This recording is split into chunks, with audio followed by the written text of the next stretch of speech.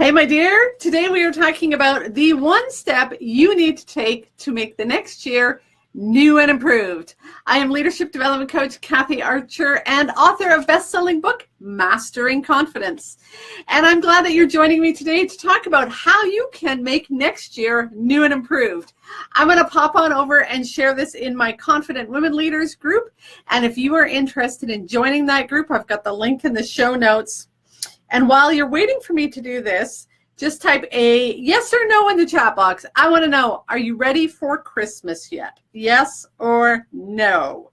I can tell you right now, I am not ready for Christmas. I still have a few things that I need to do before I am going to be ready. So I'm really curious, are you ready for Christmas yet? Okay, sharing. Confident Women Leaders group, posted, done. The Confident Women Leaders Group is a group for women leaders who are trying to figure out how to do this whole thing called leadership and life, and are leading in and getting some support from some other women as I teach and grow you to be the best leader you can be. So if you are interested in that, make sure you pop on over and join the Confident Women Leaders Group today. I'd love to see you in the group. Today we are talking about the one step you need to take to make next year new and improved. And let's face it, some of us are at the point right now where we're like, yeah, you know what? Maybe this year didn't quite go the way I wanted, or it went okay, but I know there's some things I want next year differently. And so that's what we're going to talk about today. Before I get there, though, I want to make sure that you know Blueprint for Change is now open. Blueprint for Change is the online course for discontent women leaders who long for a different experience of leadership and life. Blueprint for Change gives you not only the strategy, but also the motivation to make those necessary changes. When you enroll in Blueprint for Change, you're going to discover a process that helps you create your personal and professional strategic plan. You need to do both, and often you need to do both together. When you do that, you're going to move from that survival place to thriving in both leadership and life. So make sure you go to myblueprintforchange.com and discover how you can strategically change the direction of your life.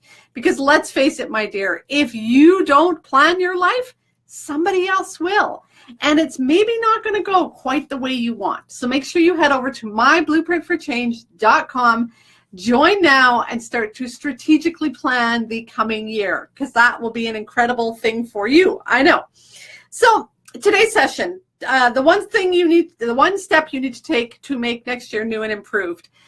When I've been coaching these last couple weeks, I've come across a number of women on my coaching calls who are struggling. And so I wanted to come on today and talk about, what can we do differently? This is supposed to be the most wonderful time of the year. And let's be honest, it's not the most wonderful time of year for some of you. In fact, it's frustrating, it's heavy, it's exhausting, it's draining.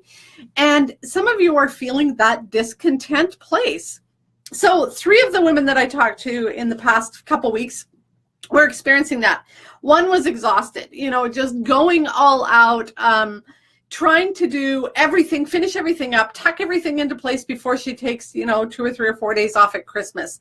Another one came in very anxious. She was, she was kind of just circling around and around and around in her head how she was going to accomplish everything before the end of the year deadline. She had some things that she needed to do, things that couldn't wait. I remember several years ago where we had a proposal that was due December 31st. Like, what crazy time is that, right? Things sometimes need to be done. And so there was this huge level of anxiety that she was feeling. Another woman that came to coaching this week was feeling angry. She had been overlooked in her organization, was feeling frustrated about the way things had gone down, and was just feeling that sort of inner sort of turmoil and frustration. And so, as I looked back on those women, I thought, you know what? I've been there a zillion times. I've been in that place too, where it's supposed to be this time of year when we are feeling the peace and the love and the joy, and we're feeling anything but that. One particular Christmas, I think it was around 2000. I'm not positive the year. I'd have to go back and look. But I was new in leadership, And we were struggling as an organization and struggling in my particular programs. The staff had actually just brought the union in. And so you can imagine, we'd been years, never had a union in our organization. The staff were frustrated, discontent, not happy with what was going on in terms of their wages and, you know, some other things. So they had brought the union in. So we had been through some tough times with union negotiations and trying to deal with things. Again, I was a new leader, so I didn't know what I was supposed to be doing or how to do it, and I was just basically floundering. So we get to Christmas, and I'm like, you know what, let's try and just smooth things over. Let's try and bring this, you know, happiest time of the year in, and let's just plan a little Christmas party. And that's what I did. I planned this little Christmas party, you know, got some snackies and, you know, make sure everybody knew the time and the place and all that kind of stuff. I went to the flower shop. I got all these little poinsettias, and I got little bows, and I put little bows on each of the poinsettias. And then I got ready that day and showed up for the party. And I waited. And I waited. And I waited. One person showed up. And she was the person in the office, so it wasn't like she had to show up. That was it. As a new leader, my staff decided to boycott the Christmas party to make a point. That point hit me really hard. The point was taken very personally. It wasn't at that time, I didn't have the strength, I didn't have the ability to know that that wasn't against me personally. But I went home that Christmas very, very upset. I cried and cried and cried, and my husband didn't know what to do with me. And I wasn't sure that I wanted to go back to leadership, to that organization, to that team. I kind of wanted to throw up my hands and walk away and say, I'm done. Like, I don't want to deal with this crap anymore. But there was something in me that didn't let me do that. There was that inner sort of desire that I've always had, that I still have very powerfully and strongly, to make an incredible difference. And I knew that that team had some, you know, differences, but we also had some strengths. We also had some really good skills. We also were doing great work in the community and with the clients we were serving. That inner kind of tug pulled me along. And so I dug in my heels. I came back after Christmas and I started to make things different. I created a plan sort of within me about how to deal with that. First, I went on antidepressants. I knew that I was struggling with my mood and I couldn't quite get out of it alone. So I went on antidepressants. I also started going to the gym, to Curves. It was at that point in time. I don't even know if there's a Curves anymore, but started to go to the gym. I actually enrolled in one of my first courses for the degree that I worked on over the next 8 years. I started to develop a plan around how am I going to deal with this, because this is crappy and I don't want to come to next Christmas feeling like this.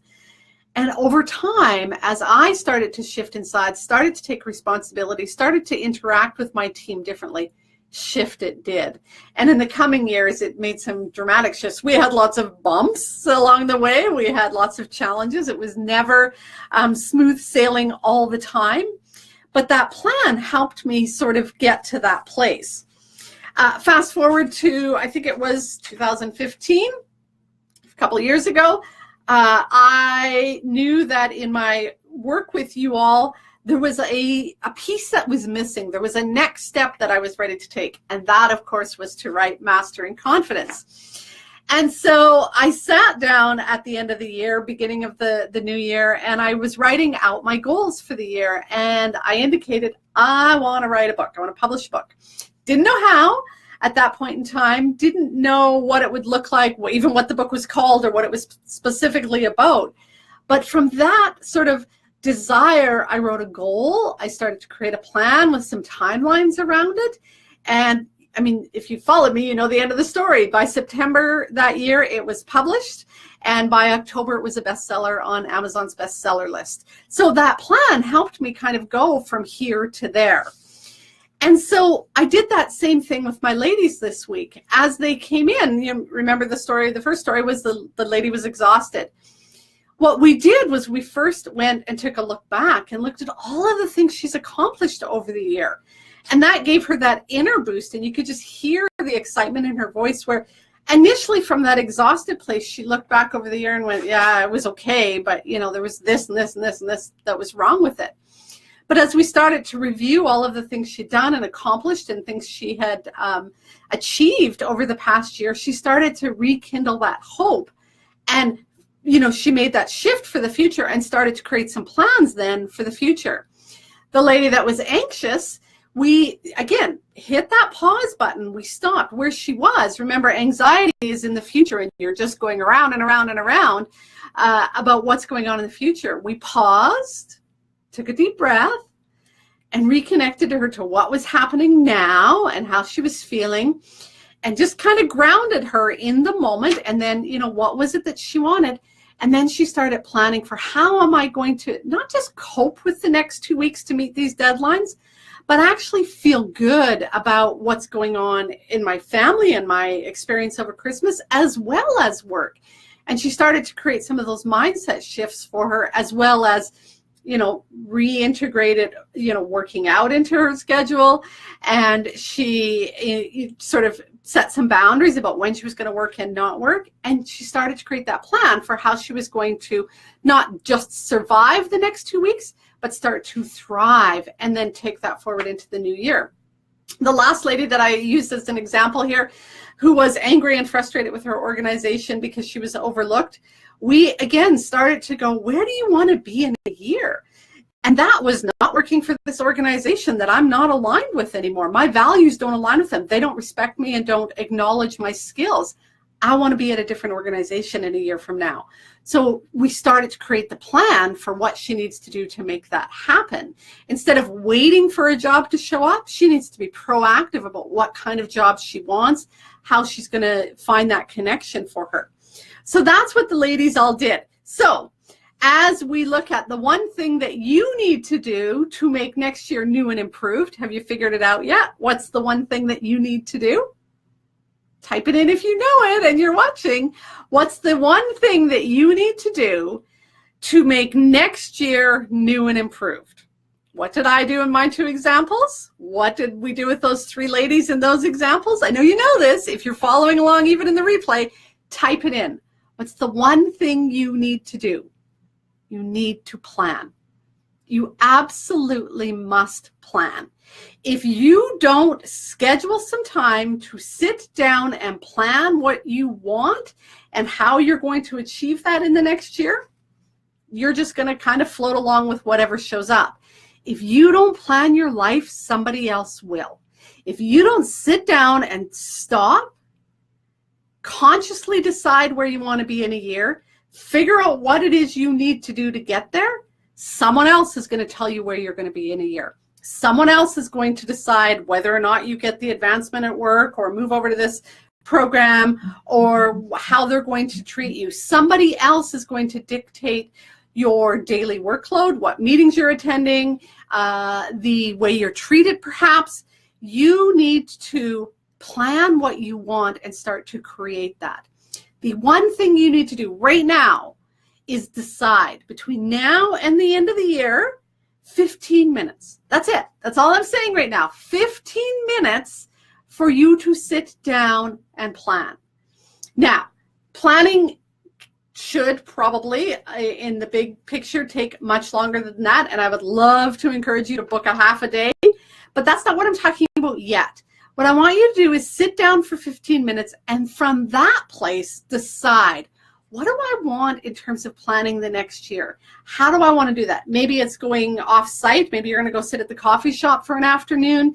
Maybe you're going to book a day off work. Maybe you're going to do it in 15-minute increments in the morning or the evening. How are you going to create a couple hours or 3 hours where you can really seriously plan how you want the next year to go?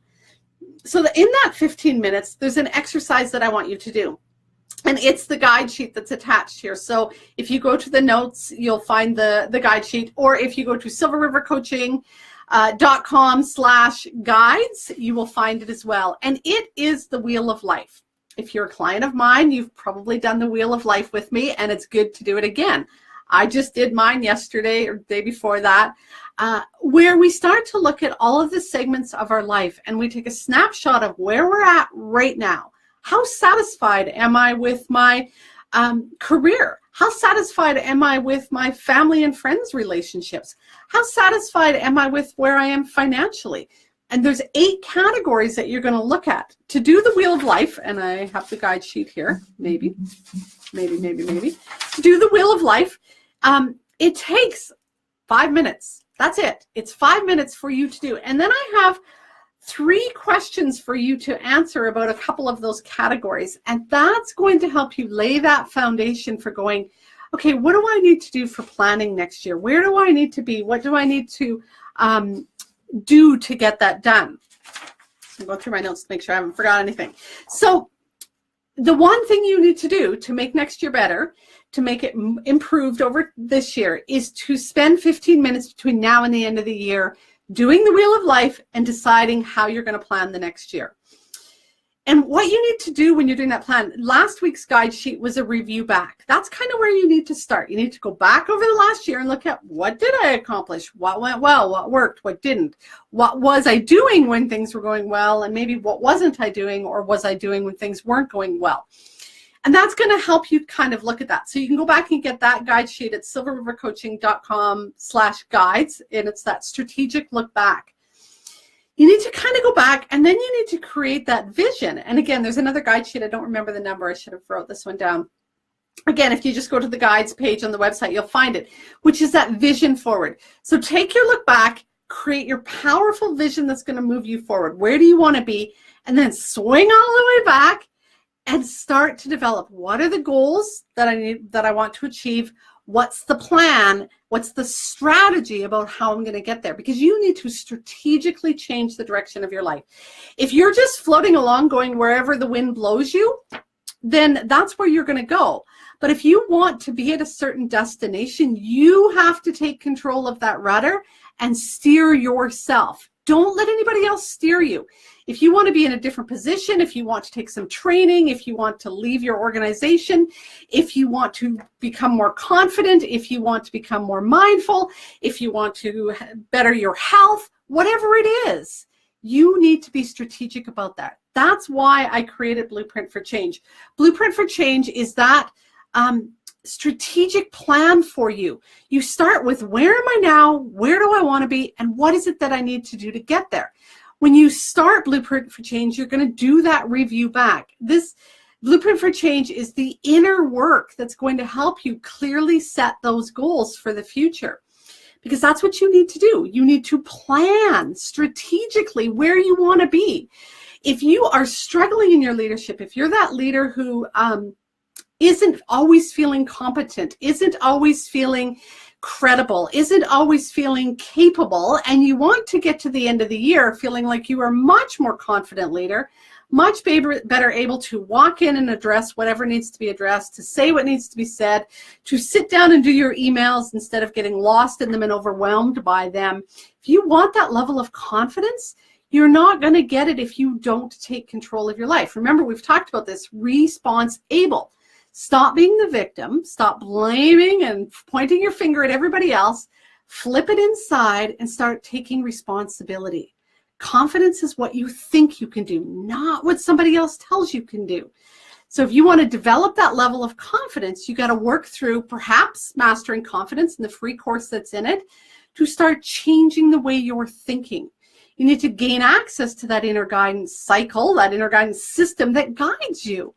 And you're not going to do that if you don't strategically do it. We were talking in the Confident Women Leaders group yesterday about, what routines and habits do I need to put in place to achieve my goals next year? Many of the women in that group are talking about one of the things that we need to do, we all know we need to do, is invest more time in reading or growing or personal development. But if we're going to just let that happen whenever, then that's when it's going to happen. If we want to make it happen, we need to be strategic about it, which means we need to create a habit or routine that lets us be strategic. So that means putting it into our schedule.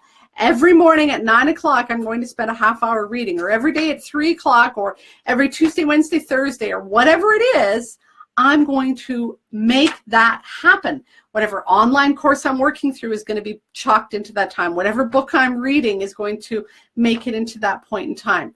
So we need to make sure that we are doing that inner work to get to the end point. So as I ramble and drop my notes, just a sec. What else did I want to say? Okay, you should see these notes. I show you guys once in a while. This doesn't even make sense, does it? But that's the strategic way that I focus on it. I sit down before I do these and I come up with sort of the points that I want to cover, and I jot them down. One of the things that when I started these Facebook Lives in the beginning of the year, probably, I don't know, March or something, I always had copious notes and I was preparing, and it was taking me hours and hours and hours. You should go back to some of those and watch them. They're kind of cute. And then at some point I knew that it was taking up too much of my time. And so I started to have to get more strategic about it. Narrow the focus, give you 3 points, do it more ad lib. And this is what you get now. Hopefully it's new and improved. But it's allowed me to give these to you every week, to create the guide sheets every week for you, to turn this into a blog so that if you're not watching it, you can follow up later. I had to be strategic about that and plan my time and the way that I'm working to make that happen.